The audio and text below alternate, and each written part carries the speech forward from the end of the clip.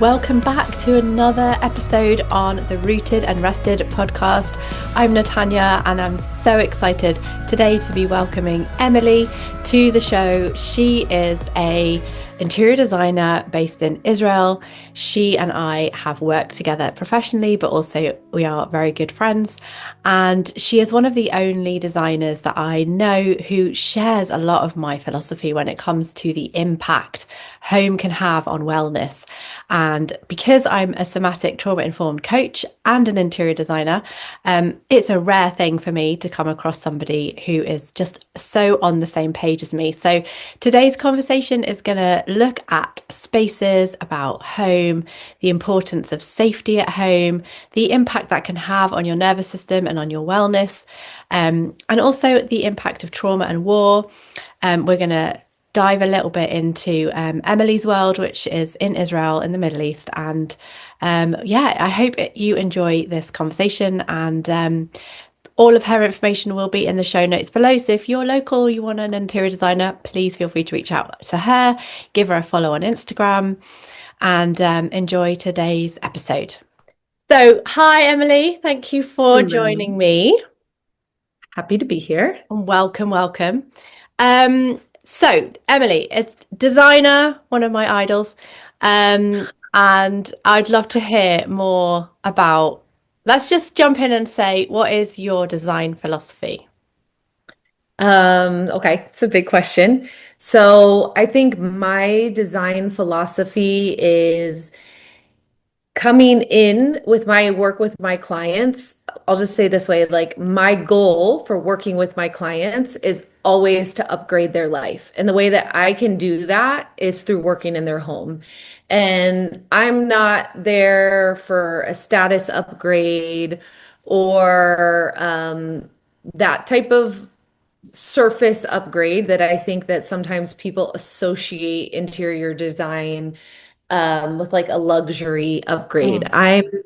I'm interested in using design as a tool to meet people's needs. So, the more you get to know about design, specifically interior design, it's about the functionality of homes. It's about how people are using their homes. It's about how they want to feel in their home, Yeah. what activities they want to do with their families. Um, what parts of their lives do they need behind closed doors so that it doesn't bother them? What do they want out on display so it brings them a lot of joy and good memories? And it's really about creating a space for my client to enjoy their life more, whether it's on a level of functionality or beauty, all those layers put together. And I think that's why I love it so much. That's why I do it. And that's why I believe it's impactful to people's lives. Do you find it's more, because this is a bit off piste, but you used to be a nurse. Do you Yes. do you find this is more rewarding and more kind of impacting in people's lives than that? Um, I would say that it was really hard for me to believe myself how important design was. Mm, I think it was much easier for me to see. That's why I think I originally went into nursing because it was easier. I've always wanted to impact people's lives. I always wanted to help them. I yeah. always wanted to improve people's lives. So it felt more obvious that meeting people in medical crises and helping people in such a tangible physical way was obviously so meaningful. So it was like an easy choice. But I think this is just as rewarding. It's just different. But I think I first had to believe that it was super important in people's lives. I Yeah. had to really see the difference it made. Yeah. And I do think that most people don't realize that. As an interior designer, we actually have to convince our even clients who are interested in hiring an interior designer, they're not sure what they're getting out of it. Yeah. Maybe they're thinking of like just a cosmetic change, or just someone who's going to help them navigate the world of renovation. So it is hard to convince people what a big deal and what a change this can make for their everyday life. Right. I agree. I feel like I spend half my life convincing people that my job is not just about cushions and curtains Exactly. and or paint. That seems to be the other thing. Um, and actually, when people stop and listen, they do tend to go, do you know what? Actually, yeah, that I can see how that's a really important thing. But Mhm. it's such a obstacle in the mind for people to, Mhm. and it's a strange thing because our home is such a huge part of our lives, It, and yet we it don't. is, and I think it's a financial investment, and Yeah, people they don't realize what they're going to get back from their investment yeah. unless, and somehow the clients who do value it or who you can convince, or a lot of times what I find is that clients realize it along the way. Hmm. So they're hesitant, they're willing to put like this amount of money, let's do this much, and then they suddenly see what a difference it's making. And then as we go, they're like, okay, wow, like yes. And when you get the client who just kind of goes for it and ends up really incorporating into this life, I think that's like the biggest testament to Yeah. the biggest like Pierce not personal, excuse me, English, like Advert. what do you call it? Advertisement for interior design is a Yeah. client who's done the whole thing and really realized how their life has changed, and they are like they want to tell everybody Hmm. because they finally get it. Yeah. Yeah. Well, this is my big passion is how much home impacts health and well-being. But for you, like I've talked to you loads over the years about this and watched you go on your journey. And I would love it if you could share a little bit about how you kind of discovered the impact of home, what you did, how you responded. I mean, you don't have to go into personal detail unless you want to, but just, that whole process, you went through a really big life process, kind of a dual tandem process of home, personal life, your mental health, your nervous Right. system health, all this stuff all at the same time. And I'm sure I'd love to hear you talk a bit about how they affected each other. Okay. So listen, I think for me, even before I did my formal training in interior design and kind of focused on that as like a business, a way of um, getting income, I of course loved fixing up each home I lived in, from Yeah. my first apartment after getting married, moving to Israel. I remember our first apartment had its own style. My styles changed over the years. Every different place, I invested way too much Yeah. into the rentals to make them Same. home. So I've always really had that as something I loved, and of course my tastes evolved over time. And I had a situation that kind of collided after my story is a little bit of growing up. My mom was a real DIY and a little like trash turnover type, Yeah. like take the side of the road and repaint it. So I come from this upbringing, which is a lot of fun. And I did a lot of that in my first years of marriage with lack of, funding for making your home beautiful. And so I would say after about 15 years of living here, I got to a place where so much of the things in my home were things I had found along the way. Yeah. They were things I'd found in the trash. And my taste had developed over time. And I got to this junction where the things in my home don't represent Yep. me anymore and are falling apart, or are, a couch has got us through four young toddlers and infants and needs to be replaced. And that was something that ended up kind of colliding with like a crisis in my own life that started around October 7th, Hmm. um, with being out of the country for a month and a half, not being able to get back in with my kids and coming back to a war zone. And that happened to be right at the end of my interior design studies. I finished my interior design studies in August of 2023. And I had worked on projects while I studied, but I had projects that had come to a close right before I traveled out of the country and then got stuck out of the country. So when I got back, I had projects that were finished and not a lot of new projects starting right after the Hmm. war started. And we had some personal crises in our family that were a big wake up call for me, and a big shift in my immediate family, my husband, me, and my children. And so everything felt unsteady. Mm. Our core family felt unsteady. Our country felt unsteady. My work life was unsteady. Income was unsteady. And I think I just knew I needed to focus inward Mm. I knew that at that time, the only thing in my control was really my own sanity, my own steadiness, Yeah. and trying to provide a steadiness for my own children on a daily basis. And this idea came to me that this is a good time to work on my home. I'm gonna like turn inward. I'm gonna do some really basic routines in our home life. And I'm gonna very slowly, I took a year and I did small projects along the way to bring in money and a lot of consultation. So I kept my business going on like a low burner in the background. And then with my extra time, I very, very slowly went room by room, cupboard by cupboard. Actually, I brought a girlfriend in. We reorganized. Um, and I didn't have tons of time to do this. I didn't have tons of money to do it. So I did it very slowly and very meticulously. I love Facebook Marketplace. Yeah.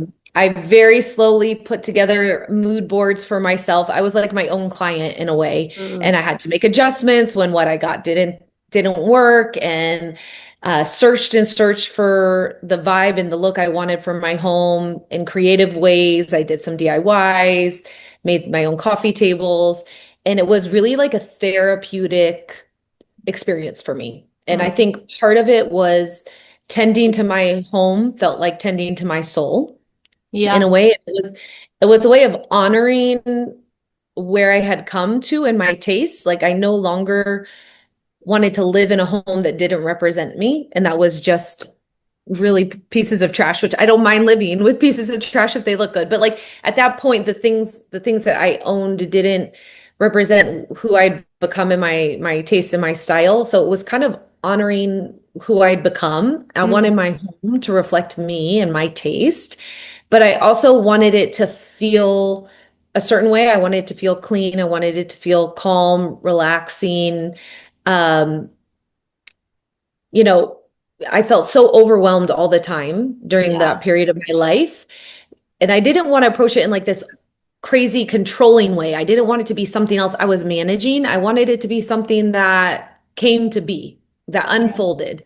And through that, I think I found a lot of calm myself. My family felt so much of a functional shift in our home. Everybody knew where things were. Um, the kids had rooms that were very cute. I mean, we're 2 years later, they already want to redo their rooms. Mommy doesn't have that much energy, but like, just, people felt good in their spaces. Everybody Yeah. felt that they weren't looked over. Like each child's requests were taken into consideration, and we brought together these rooms and we all kind of worked together. We spent every Friday working on it Mm. for like a year. Yeah. So, and little by little, like hanging curtains, painting beds, my husband went and picked up a lot of Facebook Marketplace finds and rearranging, then reselling ones that didn't work. It just was like a process, I think, of love towards myself and my family that guided me through a really uncertain time. I love that you said there that it impacted everyone, the kids, they felt Yes, seen, they felt like there was a space, there was order, they understood what was going on.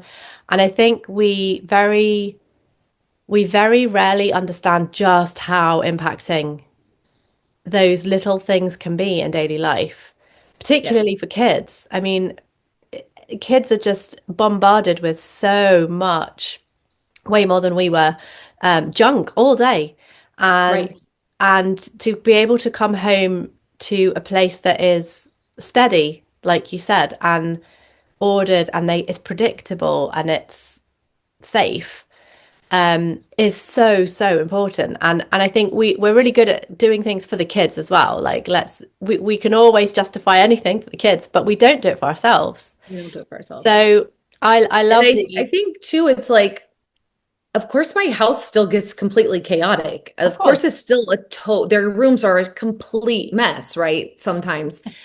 But I think what's different for me, and I've heard this from clients too, is that even with the mess, I like the backdrop.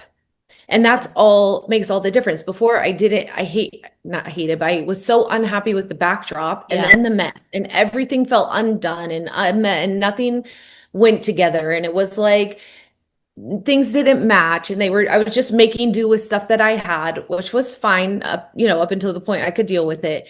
But now when things are a mess, I see through the mess and I see a home I love. That Yeah. just happens to be messy right now. And that's actually a big difference. And it's Yeah. the same with the kids' room. Like it's not that everything's just upheaval. It is a room that has a place for their things. It's just all the things happen to be on the bed and the floor.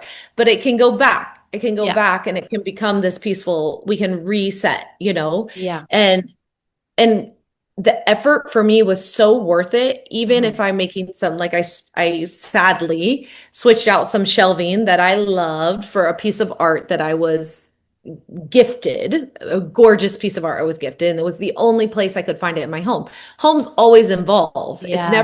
It's not the work that I did over the year. My house will always look like that. Maybe my taste will evolve as well. So I had to switch that out, which was a little sad for me, but I definitely wanted the art. But now I do it at a pace. Now I upgrade or I switch or something breaks, we can fix it. But I don't feel like my home's falling apart. Yeah. And that does a huge amount to make you not feel like your life is falling apart. That's it. That's it. And I've also had to learn over this year, I live in this gorgeous house, but my perfectionism and like OCD, anal need to always have everything perfect in my house isn't helpful for normal everyday living people, humans, especially teenage humans. And so, but it's the backdrop, is what you're saying. So there's shoes all over the floor. Actually, I've had to try and work myself into a position where I'm like, that is just the sign of healthy life Yeah, happening in the space. absolutely. And it's not like a stress moment, which it always has been, because it just, to me, it's clutter, it's unclosed, it's like visual noise that's stressful. Mhm. And, but if you've got a system and you've got a backdrop that you love, the little bit of noise in front of it, like you said, you can see through it. You can see through it because Yeah.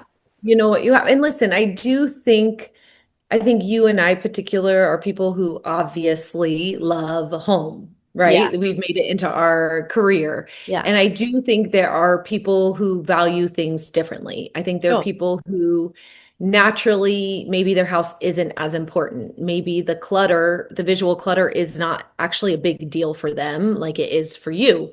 Like there are people who in a way they think that their home isn't that important because that's not one of their things, if that makes sense. They have other things. Maybe it's the gym or travel or, it just so happens that you and I, home is like our thing as well. But I think even for people who aren't naturally drawn to their home looking and feeling a certain way, I think those are the people who maybe don't realize what a big impact it can have on them. And that it Exactly. doesn't have to be magazine perfect. And again, the upgrade in their home isn't for magazine, it's not for status. Hmm. It's for them and the way they live.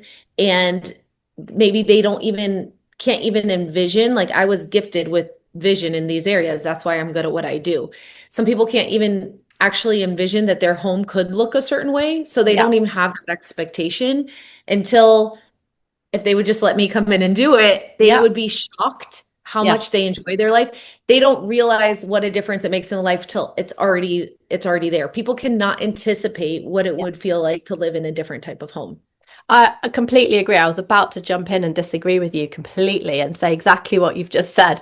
Um, I agree. I think this is where I've got to with my love of design and space and beauty, but also understanding this sort of health aspect to it and a nervous system regulation and how much the two impact each other. And I think particularly in a place like Israel, and many other places around the world that are less stable, having that place that is what we've described, predictable and safe and sorted, and even I would say for people like you've just mentioned clutter. Okay, I know that I'm like, a little bit anal about these things.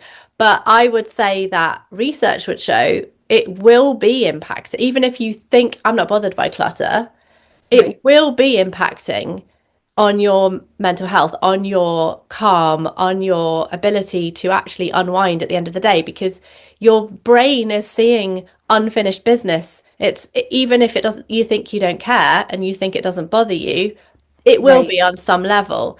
So right, it's like my mother-in-law has got clutter everywhere in her house and she always maintains it doesn't bother her. And fine, it's her home, whatever.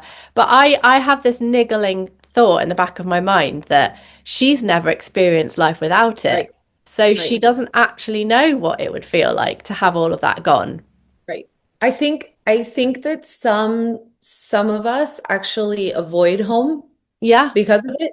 yeah, I can see that a lot in Israeli culture where especially young families live in very small apartments yeah, and both parents are working almost always because of the economy structure here. And kids are in like preschool or school and then they're in after school programs. yeah, So they're only coming home a little later in the evening and then straight away going out to the park usually. I mean, this is just a very typical cultural picture here.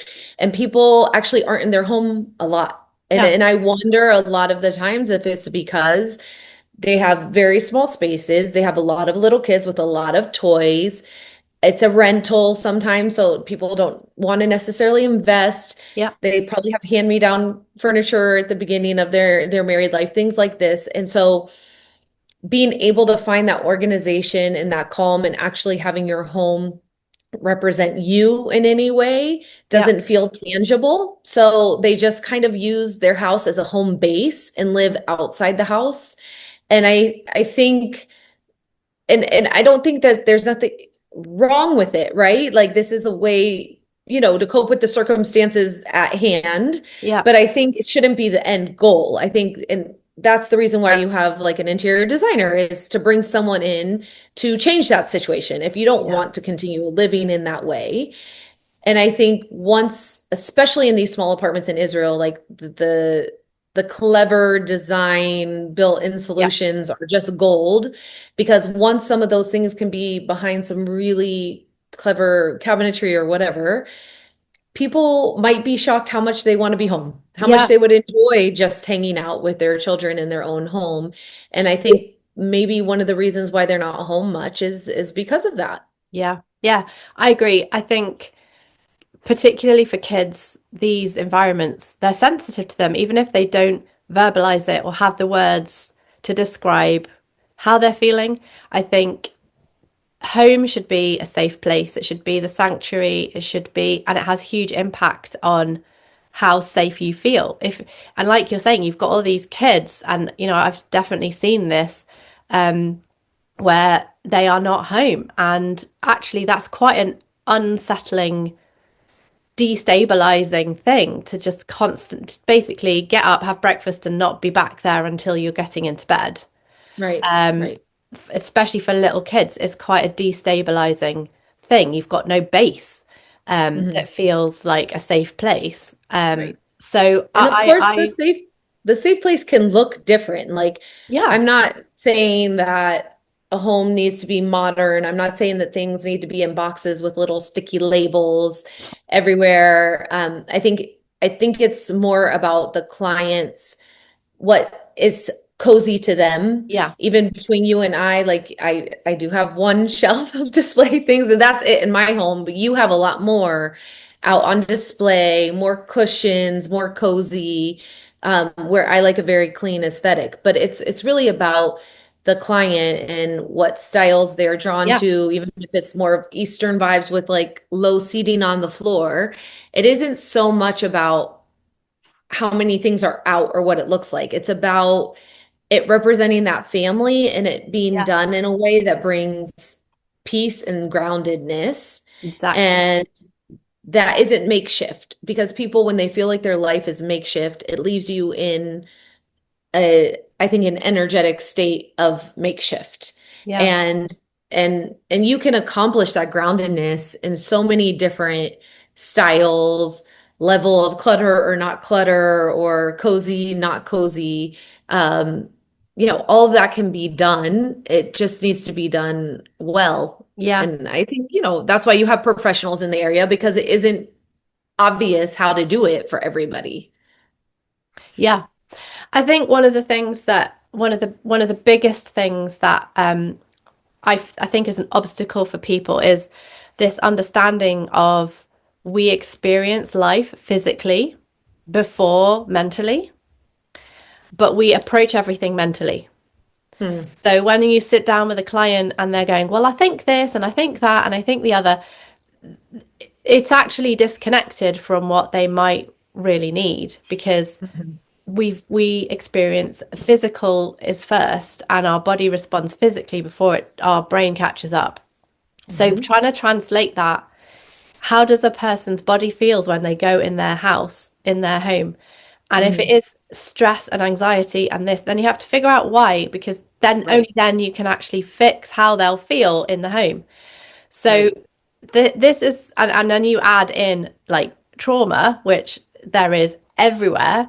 Um, it becomes even more important. Like your body is responding also from all of that. So how we try and marry together the mental, the feelings, the physical responses, the trauma responses. So we've all these things. For me, this is the exciting thing about being able to be in the world of design is to actually take all of these things into Right. those client meetings and those homes so that a home can actually support that person. And like you say, it's not about trends, it's not about magazine worthy, and it's not, and everybody is going to have a different Yes. request. And that's how you choose your designer, isn't it? Like this designer has done this house that I Right. loved, and I'll get all the country bumpkins and you'll get all the Swedish Scandinavian folk.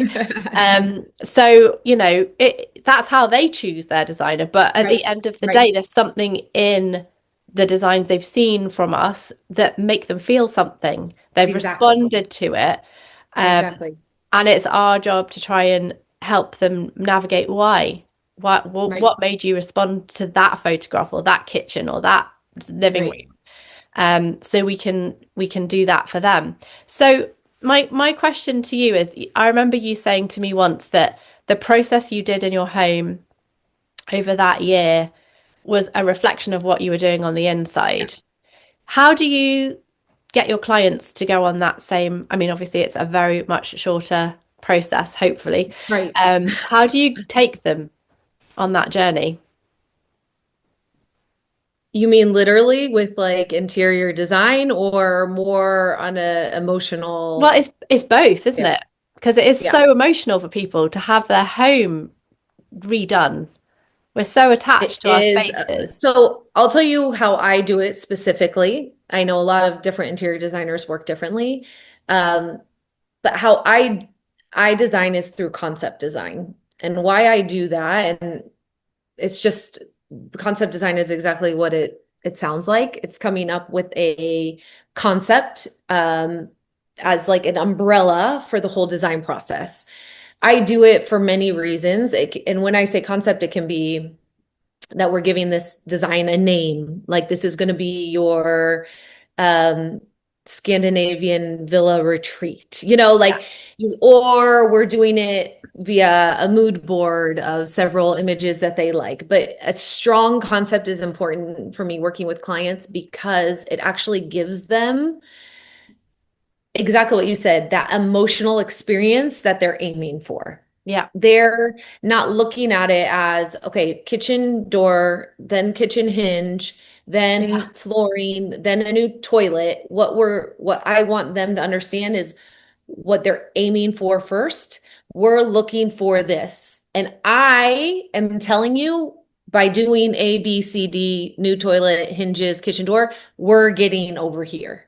And why do we want this? Why do we want this retreat for you at the end of the day? That your business is like this and you have this many kids Yeah. at home and this is what your lifestyle is. So I really start with like who they are, how many people they have in their home, where are they in their life? Are their kids in the army and they want to veg on the TV with each other? Do they have young kids and they need super functional, like who they are, what their aims are, where they are in their life, how they want to feel in that home.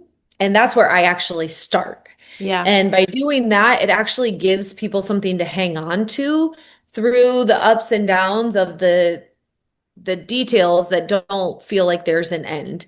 And if Yeah. you just deal with detail by detail, you don't have this goal of where you're going. First of all, it's exhausting. It's not exciting. Yeah.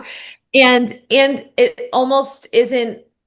I don't think actually you get to your goal in the end if you don't have that goal at the beginning. You'll get somewhere. You might get Yeah. to a really cute kitchen and a cute living room, but I don't know if you'll get to an impactful experience that you Yeah. want your client to have. And that's what I want my clients to have. I want them to come home to a personal experience. It doesn't need to be an experience for anybody else. It doesn't need to be anybody else's taste.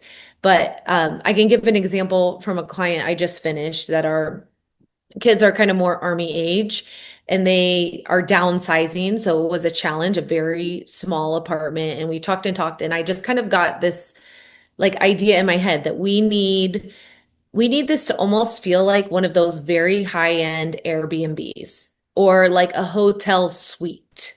Like, and it's a small place, but it should be a small place where everything is like right in its right spot Yeah. and that everything has a place to go. And so because of that decision, we focused on our built-in cabinetry as the main focus of the financial push.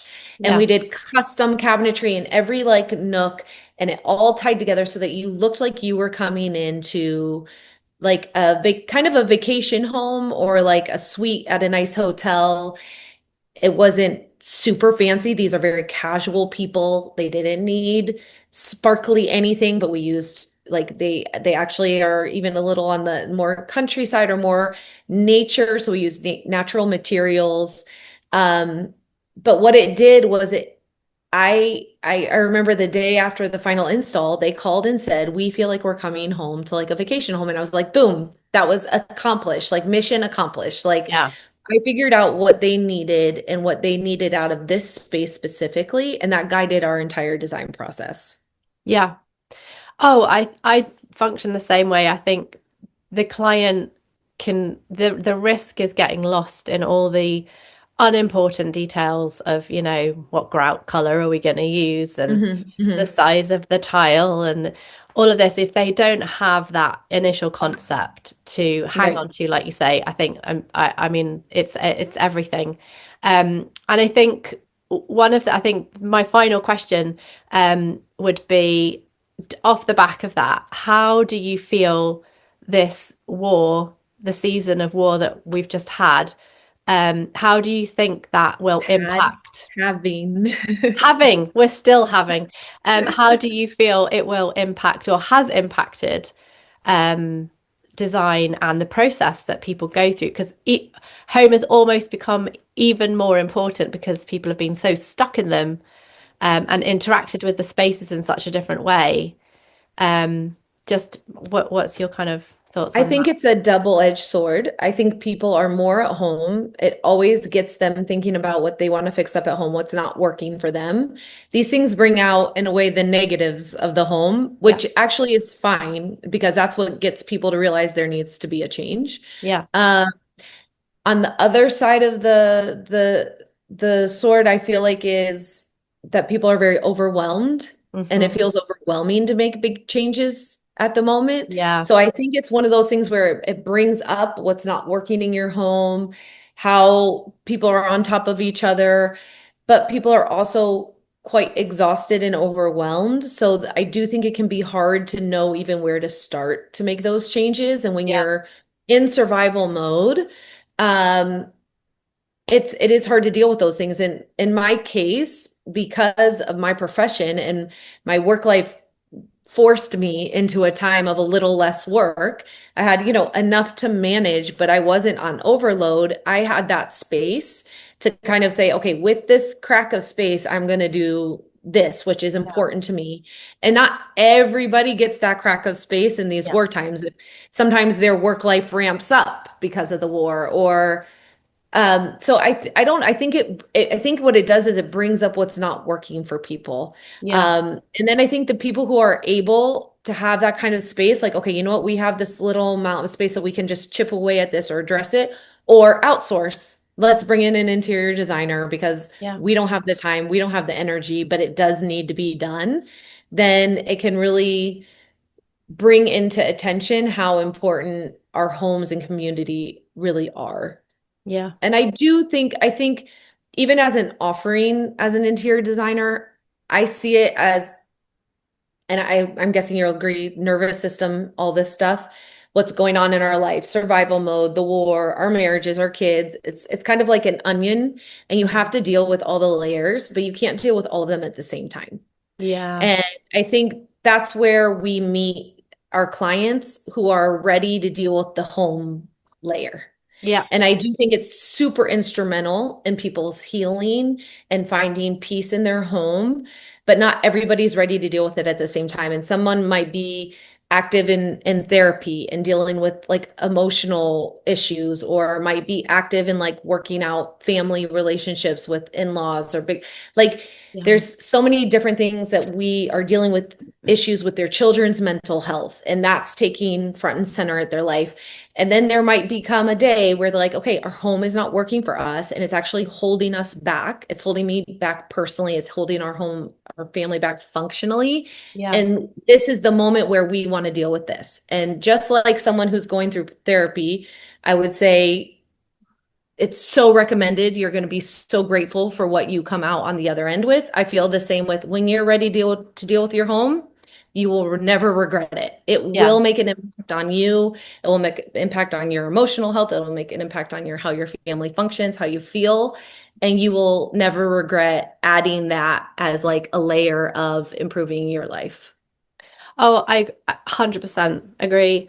I think that's probably the most frustrating part of being an interior designer is when people don't understand the impact this could have, and they will sit and talk about all the things they're struggling with, and you're sat there going, I know, and I have a solution, and they can't, they have to get there. Right. They have to Right. understand. And I think, you know, war times and times of like being squeezed or under pressure, it reveals the cracks, and Right. it's only then that you can sort of say, right, we need to address this or we need to address that. And the crack might show up in anywhere. It could be in a relationship or in your home or with your kids or whatever.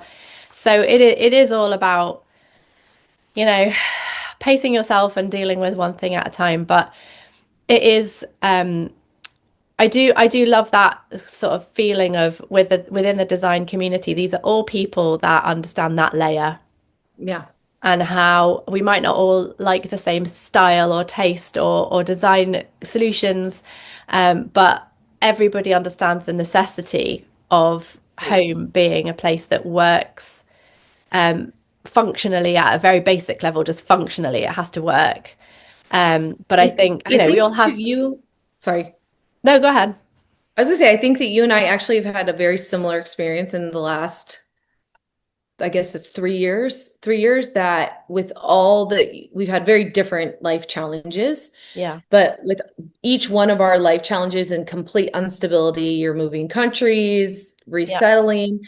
I've been in the middle of constant war with my own family disruptions and issues. I would say my home has been one of the most grounding things in my life over the last 3 years. And I would Yeah. think you would say the same for you in your beautiful space that you created for Yeah. you, for your own.